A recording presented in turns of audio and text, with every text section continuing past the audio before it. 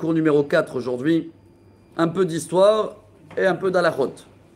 Je sais qu'on devait démarrer. On va pas le faire aujourd'hui.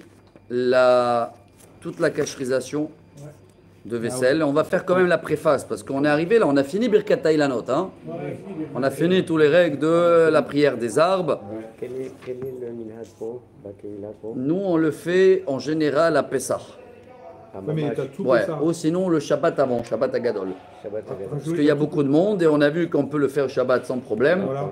Alors on fait deux offices, Shabbat Agadol, ceux-là qui sont là, ceux-là qui sont à Pessah ailleurs, ils le font Shabbat Agadol. Ceux-là qui sont là à Pessah, on le fait même pour les touristes. À côté, on a ici la Rav Kook numéro 6. Il y a toujours les mêmes arbres, donc on est couvert.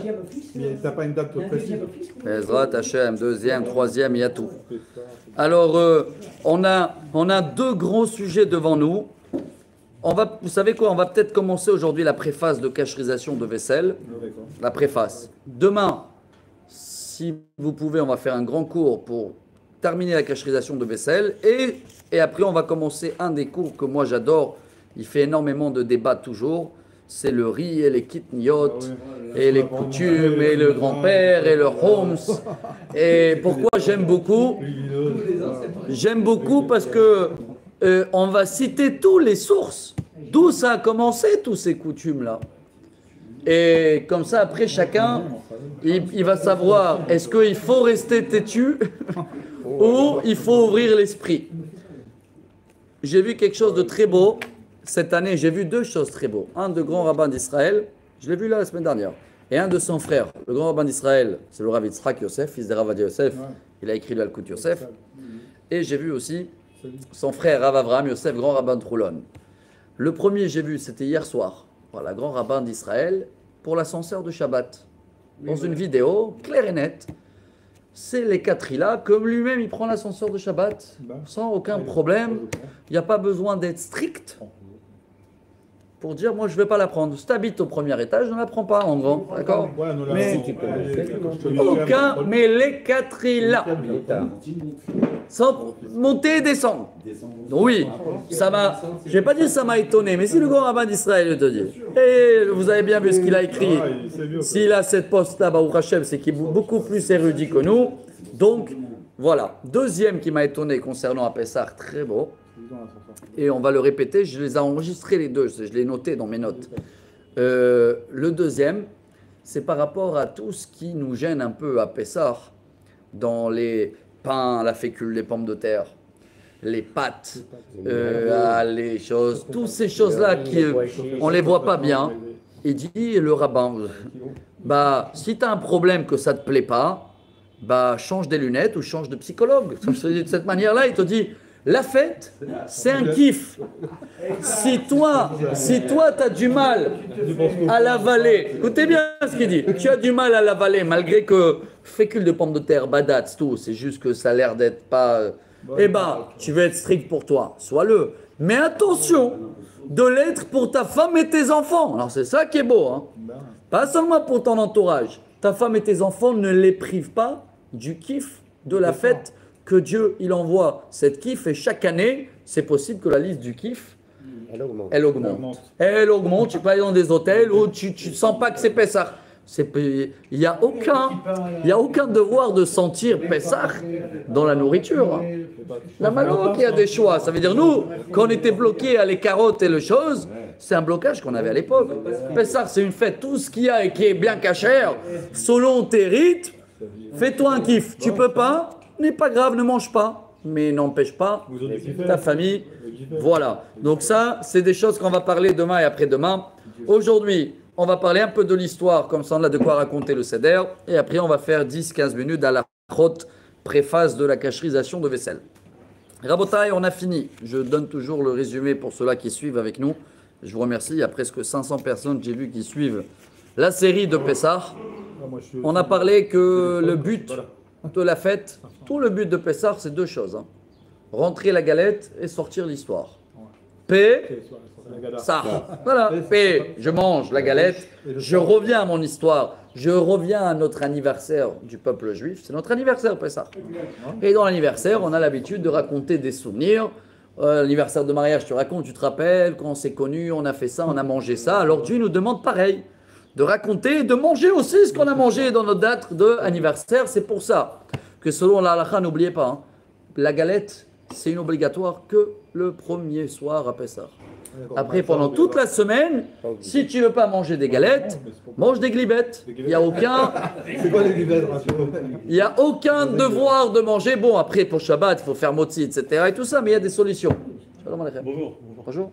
Je m'appelle pour la Sefer Torah à Ramat Yosef. Sefer Torah pour le nom de Cohen. Oui. Comme vous ne répondez pas, je suis venu sur place. Voilà, Chazak ou Baruch. Alors voilà, on finit le cours dans 20 minutes. Hazak Baruch, c'est moyen, hein, franchement, comme réponse. D'accord, on Je finit. ne vais pas m'énerver, mais bon. Alors voilà, on finit dans 20 minutes. Hazak Baruch, Chazak, dans 20 minutes, vous terminez. si tu veux. Ouais. Je ne vais pas attendre. J'ai autre chose à faire. Donc c'est non. Moi, j'avais eu un contact pour le mois de juin. C'est ça ou pas? Et j'avais tout dit oui pour le mois de juin et vous voulez tout avancer avant que je vous ai expliqué que c'était compliqué. Déjà, on a retardé, on n'a pas avancé, premièrement. Deuxièmement, il y a eu des inconvenus. Il y a eu des contenus. Vous savez, un Sefer Torah, on ne peut pas le prendre comme ça. Pour le transporter. Tout à fait, c'est ce que j'ai essayé de vous le dire avant. Il y a toujours des changements. Non, c'est-à-dire qu'en général, quand on envoie un message, on attend un mois, 3 semaines, on a une réponse. Pas de réponse. Donc, alors qu'à un moment donné, le Sefer Haftarot, c'est nous qui l'avons refaire. Bon, c'est pas grand-chose. Mais je n'ai pas de correction, on répond quand on le message. Chazak, on va travailler dessus. Tout à fait. Alors on peut s'appeler après. Et Vous répondez? Bessimcha, bien sûr. Maintenant, vous allez répondre. Bien sûr. Mais vous voyez bien qu'on est en plein. Il y a plus que deux édimes, là. On est en plein enregistrement. Plus que deux témoins. D'abord, Alecha Bracha. Allez. Toda Rabba. Donc, on a compris que Pessah, on travaille ce qui rentre dans la bouche, ce qui sort dans la bouche. On travaille beaucoup la savlanout, patience, savoir aussi supporter tout ce qu'il faut. Et voilà, c'est notre anniversaire. Donc, on a raconté Terah, Abraham, on a raconté la naissance de Moshe. On a raconté toute l'histoire de Moshe jusqu'à 80 ans. Vous vous rappelez aussi ou pas? Parfait. Et on était arrivé maintenant que Moshe, il est devant Paro. Je vous fais le résumé, Rabotai. Entre-temps, le peuple juif, il est en plein esclavage pendant 210 ans. Mais en total, il fait ici tous les calculs. Rappelez-vous que sur les 210 ans depuis la descente de Yaakov, on était 210 ans en Égypte. Hein. Ouais. Il y a eu combien des années d'esclavage? 80. Réel.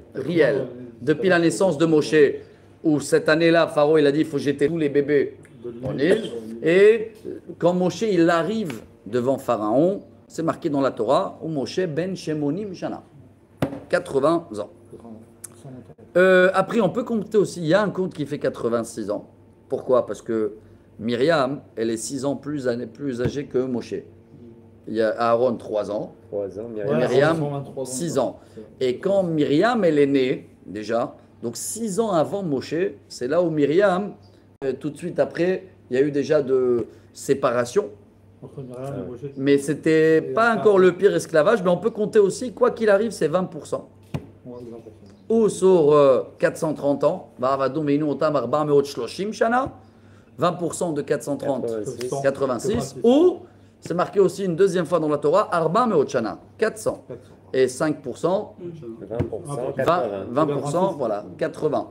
Et tout ça, c'est grâce à Yosef qu'il avait instauré que Pharaon, il mérite que 20% de tout ce qu'il donne. Yosef, il a donné à tout le monde, il a dit, ça revient à Pharaon, Arba Ayadot, Yelachem, vers Hamishit, les Pharaons. Hamishit, c'est 20%.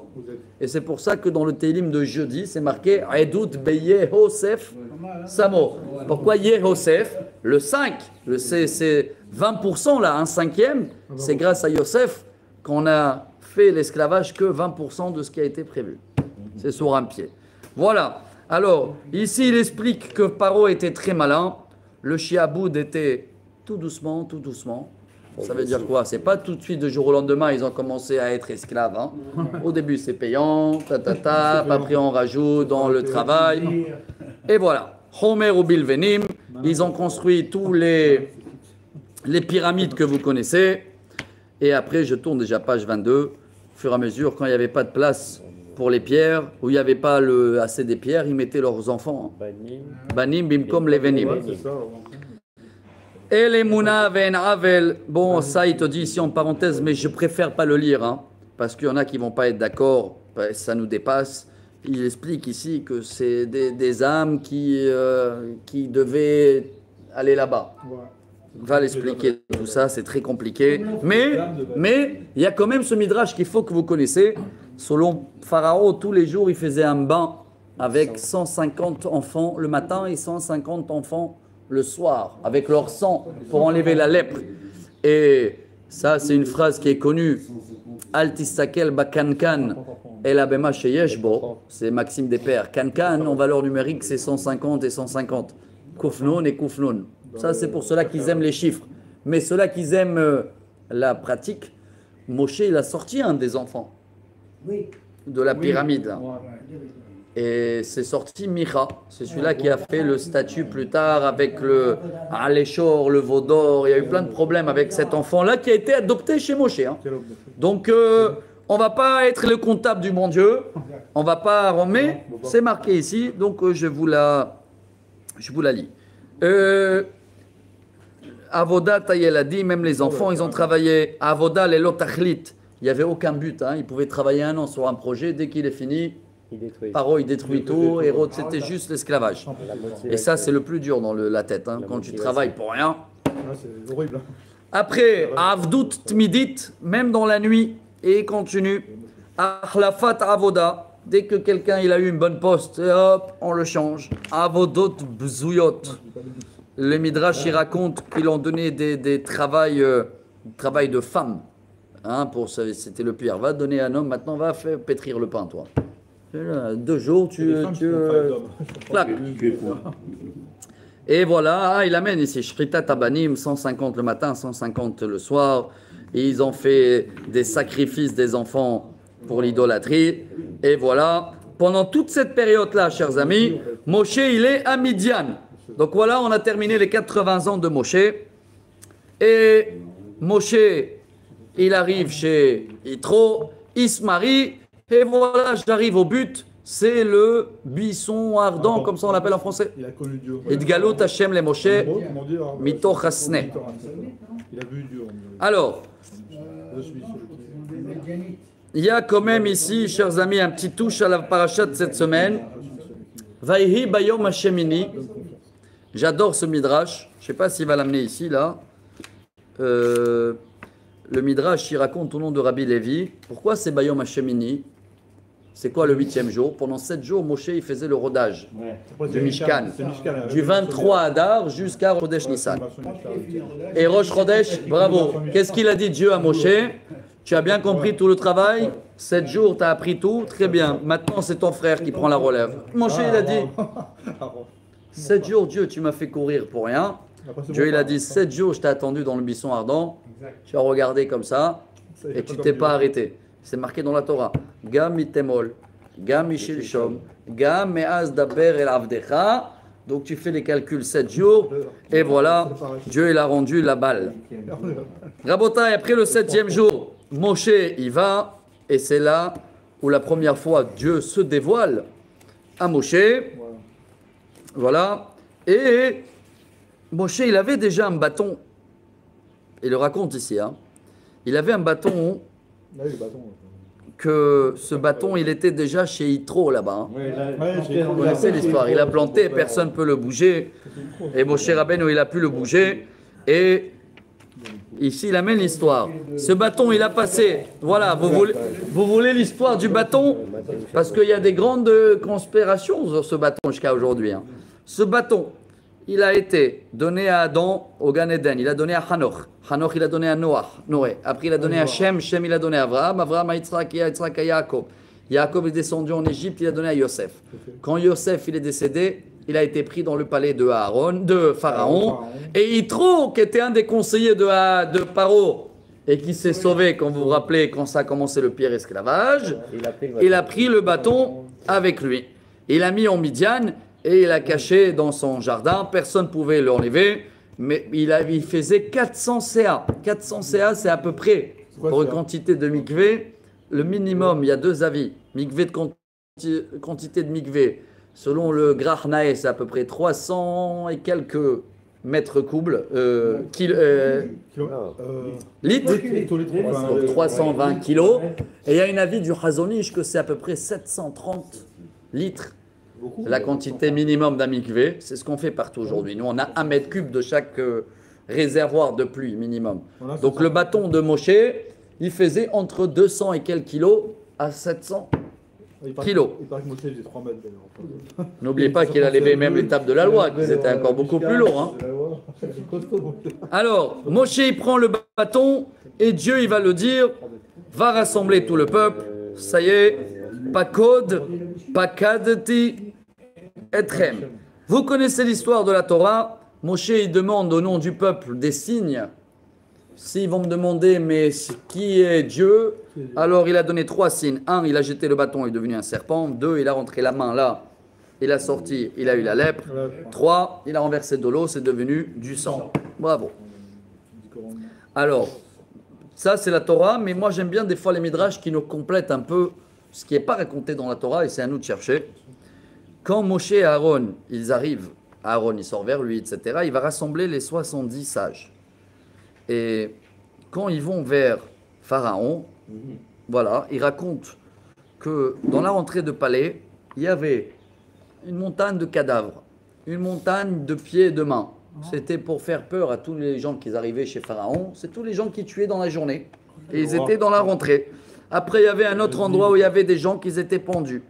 Il y avait des gens qui ont été mélangés pour faire les blocs. Tout ça, Pharaon, il faisait. Et quand ils sont arrivés, tous les 70 sages, Khawef,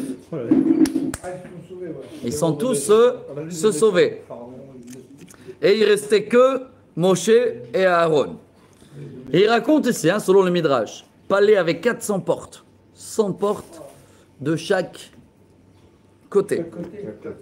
Devant chaque porte, il y avait des dizaines de milliers, des dizaines de gardiens qui donnaient 60 000 gardiens au tous. En plus, il avait mis des cages de lions, des ours, des machins, tout ça. Et à la fin aussi, il y avait des toutes petites portes, parce que Pharaon était un nain, 1 mètre, il faisait. C'est vrai qu'on a trouvé des momies là, vous voyez, qui sont tout petits. Et il a fait une porte pile à sa taille, comme ça, chacun qui doit. Voilà. Et quand ils sont rentrés, Moshe et Aaron, tout est monté. Pharaon, il a eu très très peur. Il avait besoin des toilettes d'urgence. Et comme lui, toujours, il allait aux toilettes dans le Nil. Alors, Moshe et Aaron, ils l'ont suivi et ils l'ont dit, voilà, sache qu'il y a un Dieu, tu le connais ou pas, jusqu'à aujourd'hui, il t'a pas parlé, mais maintenant, c'est le moment de règlement du compte. Je termine quand même la suite. Pharaon, vous connaissez un petit peu tout ça. Pourquoi je raconte tout ça? Comme ça, si je veux qu'on va raconter ça un peu à les enfants à Pessah, pendant le Seder ou pendant la fête, on a 7 jours, vous leur ajoutez un petit peu les décorations des lions et les portes, bien sûr, pour qu'ils se rappellent bien. Je conseille beaucoup les agadotes. Bon, il y a plusieurs, je ne vais pas dire, là on a fait une encore, c'est la 4e année avec Juboz, avec plein de dessins et tout. Mais on a plusieurs agadotes très beaux. Je ne sais pas, je sais pas s'il y a à vente ici. Mais sinon, il y a des très très beaux aussi. Chaque année, ils font des éditions. Et comme on a évolué avec l'intelligence artificielle, il y a des images de folie. Je vous conseille vraiment d'avoir minimum une agada comme ça à table. Moi, je kiffe. Ils ont les enfants, des agadotes. Tu vois les grenouilles en 3D. Tu vois les poux, tu vois. Et tu rentres dans l'histoire.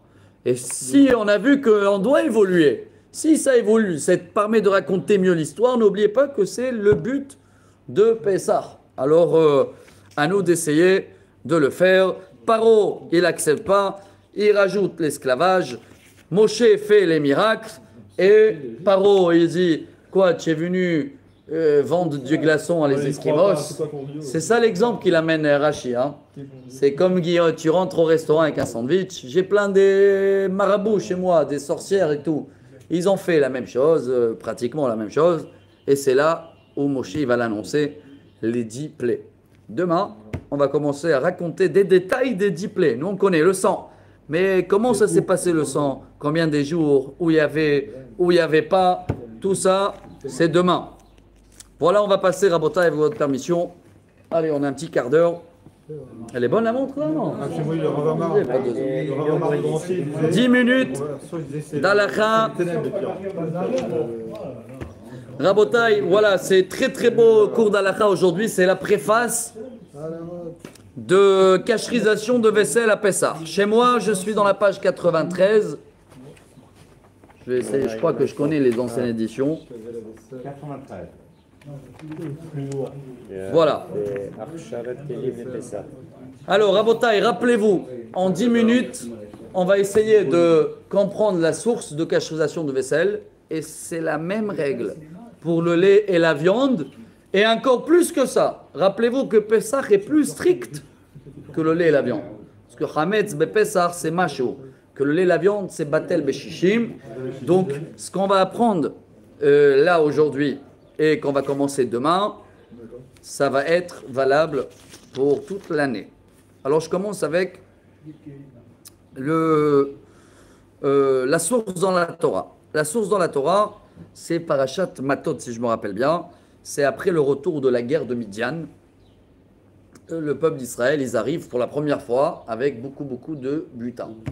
C'est pas la première guerre qu'on a, parce qu'on avait une guerre déjà avant avec Amalek, mais Amalek, il est radin, il est venu sans ustensiles. Vraiment, hein. Il est venu nous attaquer. C'est pas qu'on est. Il n'y avait pas de butin. Il n'y avait rien à partager. Et Midian, quand ils sont revenus avec beaucoup de butin. Et ils ont demandé, c'était avec El-Hazar, si vous vous rappelez, il a demandé à Moshe, qu'est-ce qu'on fait avec tout ça? Il y avait là-bas aussi, c'est en parenthèse, à un moment où Moshe il était en colère et il a oublié la halakha. Et Dieu il a intervenu et il a dit à Moshe, qui va dire à El-Hazar, et c'est noté au nom d'El-Hazar, Vayomer El-Hazar à Kohen, El Anshe Atzava Abaim la Milchama, Zot Chukat HaTorah. Alors regardez bien les mots de la Torah. Asher tziva Hashem et Moshe. Ach et hazahav et hakesef et hanechoshet et habarzel et habedil et haoferet. Tout ce qui est métal, l'or, l'argent, le cuivre, le fer, le plomb. Kol davar asher yavo ba'esh ta'aviru ba'esh vetaher. Chaque chose qui a été utilisée dans le feu, il va devoir passer dans le feu pour rejeter. Ach bemen nida ithata. Quoi qu'il arrive, il va falloir le passer aussi dans le mikvé. Mais ça n'a rien à voir avec la cacherisation de vaisselle. Ça, c'est parce que la vaisselle appartenait à Midianites, non-juifs. Et de là, on apprend un autre sujet, qui n'est pas le nôtre, mais on va parler de ça aussi. Chaque ustensile, ou neuf, ou qu'il appartenait à un non-juif, pas neuf, que tu veux le cacheriser et l'utiliser, il va devoir passer toujours par le mikvé. Et s'il a été utilisé déjà, il faut cacherisation plus mikvé. D'accord? Ça, c'est quand le keli il est d'un non-juif. Utilisé. Bravo. Mais c'est bien marqué, et tout ce qui n'a pas été en contact direct avec le feu, il était en contact avec du liquide, on va apprendre demain. De l'huile, sauce, machin. Donc, il va devoir passer par de l'eau bouillante pour pouvoir rejeter.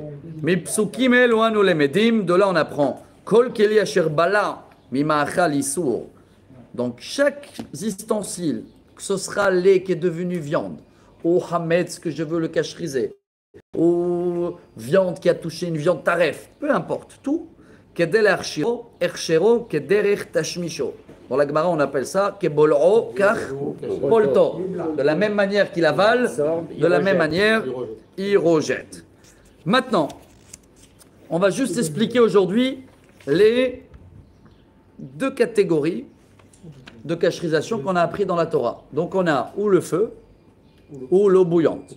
Regardez bien, c'est quoi le feu? Ça aussi, il y en a beaucoup qui ne savent pas.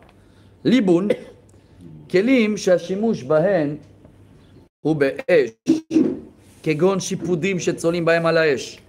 הכשרם על ידי האש, דהיינו להכניסם בתוך האש, עד שיהיו ניצוצות אש ניתזים מהם, והכשר זה נקרא ליבון. Le chalumeau, comme ça on l'appelle, c'est pas juste que je passe comme ça dans le feu, où je prends un briquet et je fais passer la fourchette. Il faut qu'il y a des étincelles qui sortent. C'est pour ça que c'est pas évident de faire aujourd'hui à la maison le chalumeau. la ménagère au chalumeau. De toute façon, il reste plus de ménagère après. Exact. Et il amène Rav Ovadia Yosef ici, je ne sais pas si vous avez dans les notes, Yahavedat, au nom de Pri Megadim, qu'il faut absolument voir, c'est ça le critère d'un bon liboun, minimum une étincelle qui est sortie. Tant qu'il n'y a pas eu d'étincelle, c'est pas un feu assez fort. Ça devient étincelle. Ouais, exact. Mais alors un grill, non, c'est le métal. Tu es obligé de faire rougir. Qui est sur le métal? Il n'y a pas d'étincelle. Qui brûle. Oui. Et qu'est-ce qu'il y a sur le rougir, c'est bien. Qu'est-ce qu'il y a pareil.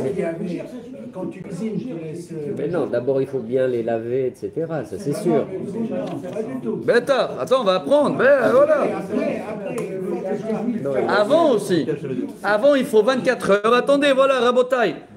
On va juste aujourd'hui partager les critères et demain on va revenir dessus et après on va demain même détailler. Demain on va faire toute la liste de la cuisine. Il y a tout demain. J'ai les marmites, j'ai les cuillères, j'ai les fourchettes, j'ai le bois d'Ikea, j'ai les micro-ondes, le four, les... machine à laver, la vaisselle. Tout, la plata de Shabbat, machine à vaisselle, le marbre, lavabo, plastique, tout. Demain on va tout trancher. Jusqu'à les dentaires. Voilà, comme ça vous pouvez rigoler. Il y a pas, c'est marqué, hein, même celui-là qui en a deux paires, hein, pour Pessah, pas, il faut quand même le boulet qui va le passer à l'eau bouillante. Et je vous raconte chaque année l'histoire de celui-là qui a mal compris le cours et il n'a pas compris qu'il faut tremper les dents dans l'eau bouillante et il a bu de l'eau bouillante pour mélanger avec les dents. Vous connaissez celui-là? Tout Pessah, il n'a pas parlé. Bon. Rabotai. Alors, Agarala, c'est quoi Agarala? Écoutez bien, ça aussi demain on va détailler. Tous les vaisselles qui ont été utilisées avec du liquide, cire, chez le marac, même un poêle où il y avait du beurre, etc., il faut le faire tremper dans de l'eau bouillante. Mais demain on va parler, il n'y a pas beaucoup de vaisselles qui peuvent rentrer dans... Je mets une marmite, allez, je veux bien cacheriser. Je mets une marmite, maintenant la mienne, elle ne rentre pas dedans, en entier. Comment je fais? Alors demain, on va voir que d'abord, tu n'es pas obligé de la rentrer en entier. Tu peux la rentrer en plusieurs fois. Deux, si elle est trop grande, tu fais l'inverse. Tu mets elle jusqu'au bout de l'eau, et quand l'eau, elle va bouillir, elle va déborder comme si sur la poêle ou sur la marmite. C'est comme si tu l'as trempée dans l'eau bouillante. D'accord? Parce qu'il y en a sinon qui font là-bas à Vignitz, à côté de chez toi. Ils arrivent, les jeunes, les enfants. C'est un business. 3-4 jours avant Pessah, tous les gens, ils arrivent avec leur vaisselle. Mais bon, ici, je vais vous dire, on est un peu gâtés à Natania. Je sais qu'il y en a beaucoup avec les générations. Aujourd'hui, tu as des poêles à 20 shekels. Hein. Donc, je vous dis franchement, c'est vrai que c'est plus simple d'avoir ta vaisselle de Pessah et tout. Mais, on est obligé de connaître les halachot pour toute l'année aussi. Les viandes, des fois, c'est dommage de jeter, ce que je dis moi aussi. Hein. Tu as une poêle, ça a touché sans faire exprès le lait, la viande. Alors, tu vas pas te prendre la tête, tu vas jeter la poêle, tu vas acheter une neuve. Des fois, c'est dommage, même si c'est 50 shekels, donne-les à les pauvres et tu peux le faire à la maison, le cacheriser sans aucun problème. Hein. Donc, c'est pour ça que c'est important ce qu'on va apprendre. Avant de faire la hagarla ou le liboun, chers amis, il y a deux conditions. Un, il faut attendre toujours 24 heures depuis la dernière utilisation. Il y a une halakha, demain on va expliquer un peu les détails, que chaque nourriture qui est avalée, même si elle est interdite, ça veut dire hamet, taref, lait dans la viande, après 24 heures le goût il est abîmé, il ne devient pas goum. Donc on attend que le goût il est abîmé, comme ça déjà c'est plus facile de le rejeter. Deux, il faut quand même bien nettoyer tout ce qu'il faut avant de le passer à l'eau bouillante. C'est pas l'eau bouillante qui va faire le travail d'enlever. Pardon, nettoyer quoi? Les grilles, tu vas les nettoyer avant? Les grilles, c'est très compliqué. Non. Moi, je conseille. Lequel grille? De barbecue? Du gaz, par exemple. Du gaz. Alors ça, on va apprendre demain que ceux-là, comme ils sont jamais en contact avec la nourriture, on n'est pas obligé. Non, mais par exemple, des cuillères et des fourchettes. Ça oui, il faut les nettoyer. Bien sûr. Demain, on va apprendre cuillère, fourchette, qui étaient en contact avec la nourriture. Il faut les laver, cuillère, fourchette. Mais les choses de gaz, on va voir demain qu'ils sont rarement. Tu fais des fois une pita brûlée dessus ou pas? Non. Et même si tu le fais rarement. Non, mais il y a des choses qui... Tu fais des pâtes, machin. Mais ça tombe, ça déborde. Oui, mais ça tombe, mais ça tombe pas direct sur eux. Ça tombe d'abord sur le calice. Ça change tout ça dans la Ça lacha. brûle et ça fait des étincelles. Voilà, c'est ça. D'accord, donc. Chaque année, j'y suis. Et vous allez voir que demain, même ceux-là, on peut même les passer dans l'eau bouillante. On n'est pas obligé de passer à chalumeau. Une fois que tu as grillé. Je vous ai dit aujourd'hui, c'est que la préface. Voilà en grand ce qu'on va étudier demain. Et le dernier détail qui est un bon minag, chaque fois après qu'on passe au chalumeau, à l'eau bouillante, on va passer à l'eau froide. Pourquoi c'est une belle coutume? Zecher la migdash, là-bas on mettait toujours après le chaud dans le froid. Mais ce n'est pas obligatoire. Le froid, ce n'est pas lui qui termine la cacherisation. La cacherisation, elle se fait qu'avec de l'eau brûlante. Mais c'est bien de le faire. Par contre, les Ashkénazes, on termine en beauté. Demain, on va apprendre que le verre, pour les séfarades, tout ce qui est vert n'avale rien du tout. Il n'y a pas besoin, aucune cacherisation. Juste tu le laves. Et encore, si tu l'as lavé déjà il y a 2 semaines, tu n'as pas besoin de le relaver pour Pessah. Mais les Ashkénazes, le pyrolex, shmirolex, là c'est le verre qui rentre dans le four, eux ils vont le passer à l'eau bouillante. Ashkénazes. Mais celui-là, si tu le passes après l'eau bouillante dans l'eau froide, bon, je vous préviens.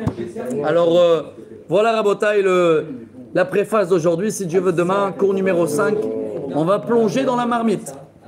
Bonne journée, Besorot Tovot, Baruch Adonai Leolam, Amen, Amen.